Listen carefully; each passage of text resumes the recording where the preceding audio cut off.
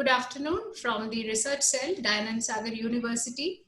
I heartily welcome our guest for today's interview, Dr. Vanita Agarwal, CEO, LIS Strategic, hosted by Dr. M.K. Banga, our beloved Dean of Research, Dayanand Sagar University Research Cell. Today we will be discussing about the international collaboration opportunities that are there for the research and higher education sector with respect to the new education policy coming in. So before Dr. Banga starts with the question, I shall be giving a brief about the profile of our guest today.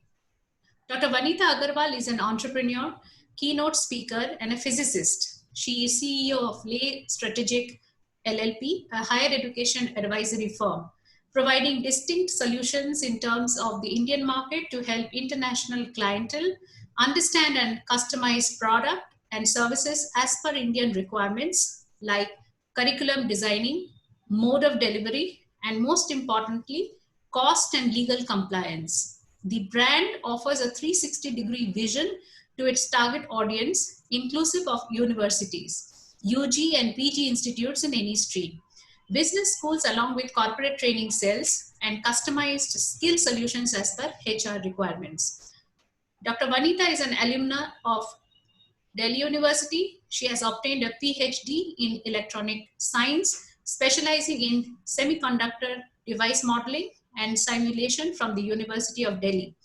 Having worked at Constituent College of Delhi University as an associate professor for more than 22 years, before joining as director, I acquired Consulting in 2016, a global investment banking company to handle international higher education partnerships and gained significant clients. She found a super specialized networking group of semiconductor device modeling and simulation group on LinkedIn in 2008.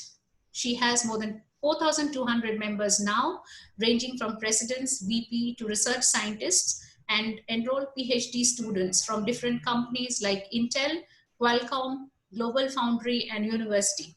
The group is actively engaged among its members for the purpose of immediate knowledge transfer, quick access to openings in postdoctoral positions, research fellowships, conference, and guidance among members. As COVID-19 came into the Indian skies and lockdown was announced, she felt a deep connect with final year students waiting for placements and jobs. She designed and hosted free webinars for them, calling several industry experts on panel. The reputation of this heartfelt cause reached offshore too, with participants joining from as many as 12 countries for HR skills, webinars, and many seminars as well. She advocates anti-bullying policies in corporates and has hosted a webinar on dealing with bullying and lobbying issues. Keen on developing a platform for young corporate executives from different industries and backgrounds, she founded another forum, LS Forum, a professional development forum, and is publishing a fortnightly digital corporate magazine, Ensemble. Good afternoon, ma'am. A hearty welcome to you, to the research cell of Dayanand Sagar University, and we look forward to a very meaningful conversation which will benefit our stakeholders. Dr. Banga sir, over to you. Madam, we have been discussing with a lot of education leaders about the new education policy and its implementation, the timelines, and the governance part, and the stakeholder view. A lot of things we have been discussing. However, we find a person who is into a lot of collaborations with the international universities. Then we thought we should discuss with you about the collaborations that a university can have with universities outside India for a fruitful discussions and also objectives. So in that context, I would request you to tell us about the possibility of having collaborations with the foreign universities. Thank you, Dr. Banga, for inviting me to this platform. Thank you, Dr. Nirupma. It's a pleasure to talk on the core of our company, the core theme of our company, internationalization or globalization of higher education.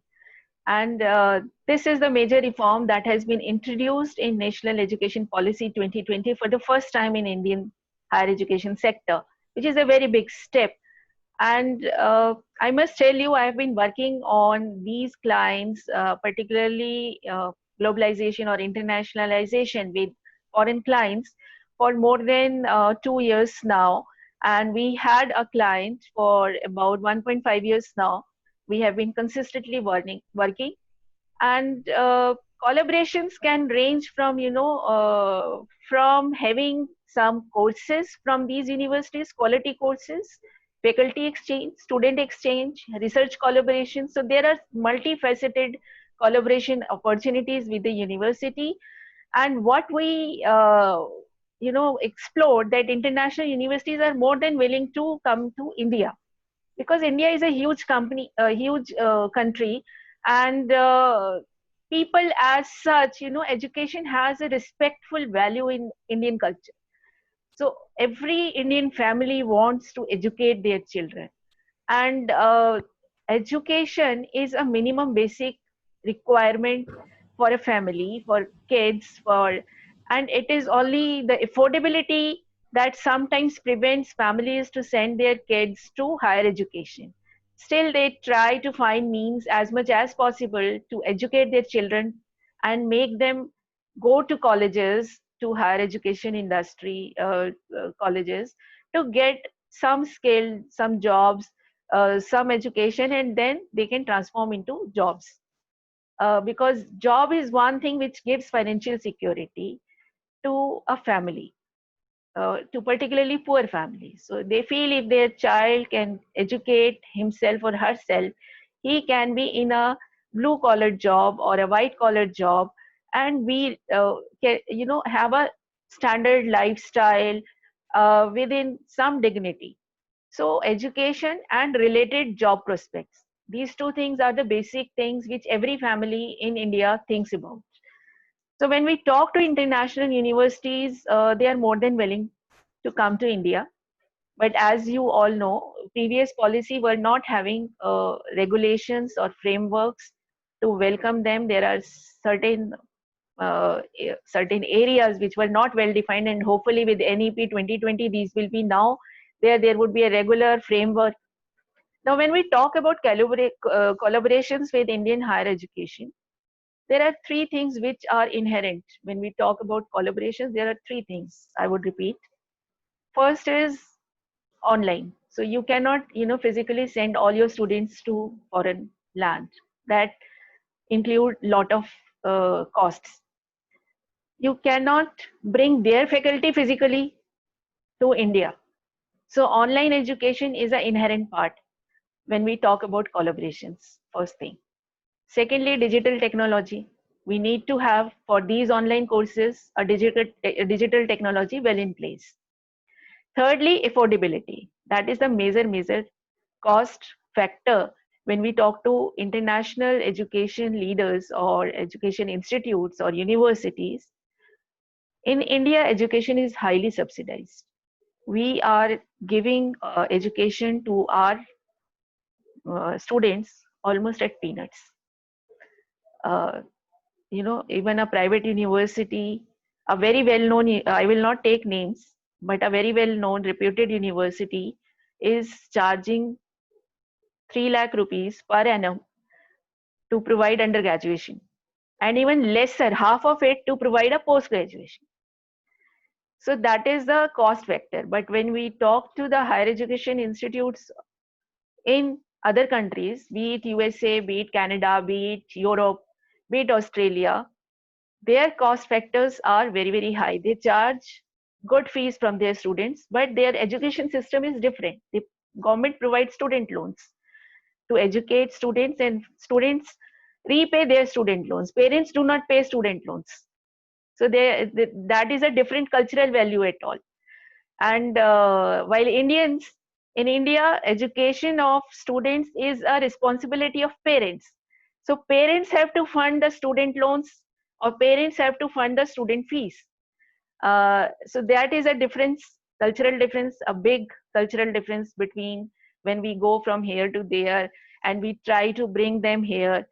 For them, these costs, if we ask them, okay, so and so university is willing to take your course in their system. First of all, the regulation was a big problem because, you know, dual degree is not possible, including a full course is not possible of an outer university. Abroad, a foreign university cannot open a campus here. Foreign university cannot integrate a course, degree course here in a parent institute. It cannot enforce a one full module here. So many barriers are already there. Hopefully with NEP 2020, these doors will be open and there will be a regular framework.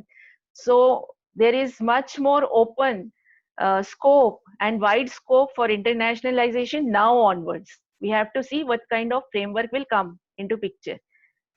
Because now government has only said top 100 universities of the world can come in India.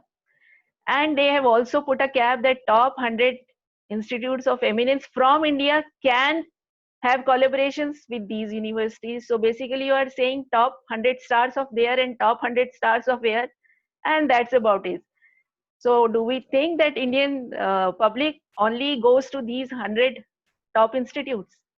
We have to extend this cap to tier 1 colleges and institutes and universities of India to give, what is the purpose? To give this benefit of international collaborations to as many as Indians as possible.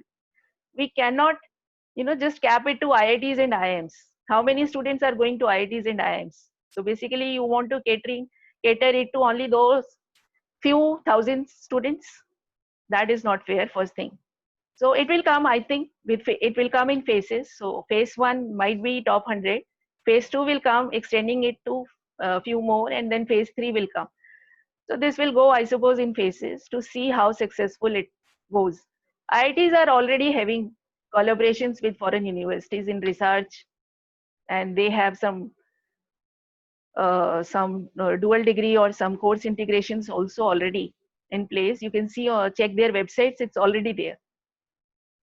So collaborations are going to open, and it can be, you know, some small course. For example, you can take 6 months course, a fully fledged skill-based course.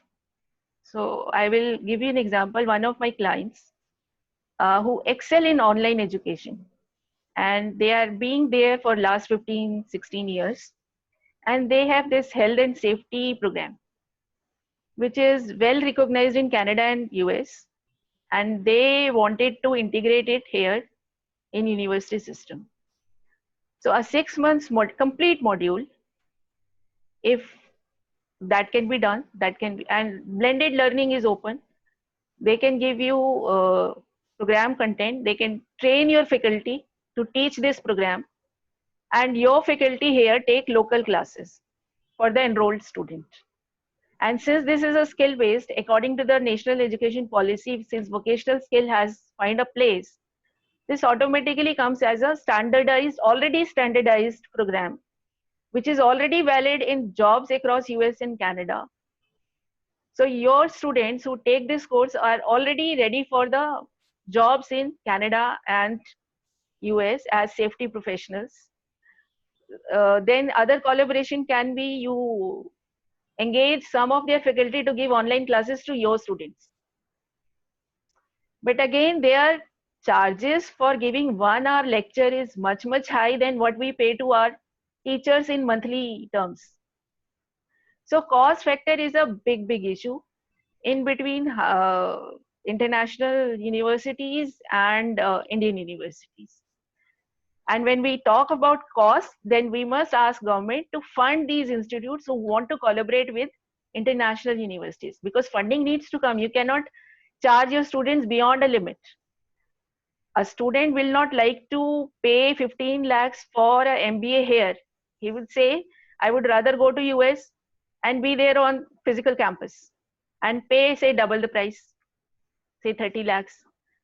Now they say top 100 universities, Harvard University, you take an example. Their summer school cost, including visa fee, including transportation, including accommodation, a 7-week course costs 10 lakh rupees. So if you are saying collaboration, you have to subsidize their education here, which is going to be a big challenge in implementation this factor. But hopefully government of India will work in creating, you know, twinning programs, which is dual degree programs, that when Indian institute collaborates with an international institute and they create a dual degree program, a mutual coordinated program, so that an Indian student who is studying in XYZ Indian institute gets a degree which has logo of both the institutes, a foreign institute and the Indian institute. For example, there are third parties. I will not again take the names. You must be knowing. They are giving free licenses. They are having free online courses or online courses with a minimum cost from the University of Princeton, from the University of Yale, from University of Oxford, University of Cambridge, and they say you enroll and you get a certificate, and that certificate bears the name of this third party and the name logo of the university which is delivering that course. If they tie up with, suppose, your university, they say we will give free licenses to say 500 students of your university. You please take this course or circulate this course among your students. And you say, okay, free licenses, okay, we will circulate. But what is your benefit? Your logo is not there on the certificate. It is purely that university's this propaganda or promotion. It is that third party's promotion. Where is the university, the local university benefiting? Except for that student will say that our university provided it to us free of cost. That's about it. But if you directly tie up with an university, an international university for a similar course, then your students gets a certificate with the logo of your university as well as that international university, and that third party is moved out of this tie-up or of this collaboration. And in that case, your university gets reputation not only in India among your students, because when they produce that certificate to their employers for lifetime, your university will get a name, get a visibility. While in the first case, your university is only on his biodata as undergraduate or a postgraduate, that he completed a undergraduation from your university or a post-graduation from your university. That's about it. But those skill courses which he has attained for that third party because of your university's facilitation will only give visibility for lifetime to those two parties, not to your university. So I feel it is better to have collaborations directly with the international university instead of going through such kind of third parties which are already have a collection of online courses and they are producing certificates, because that is not going to help you in long term. Collaborations can also be student exchange, which is already there. But if you collaborate with an international university taking their course into your stream, then, and if those courses are skill based, then as a part of curriculum, you can send your students for hands-on experience in their country in that particular industry. For example, I was talking about health and safety professional course. So my client is ready to, if you integrate that course into your system and your students enroll for that, they are ready to send your students to some industry in US or Canada to have few weeks experience as a safety professional, which will be part of this course and will get the equivalent certificate. So that's how the collaborations can be there. Then next comes a higher level. So this is all on the level of UG and PG.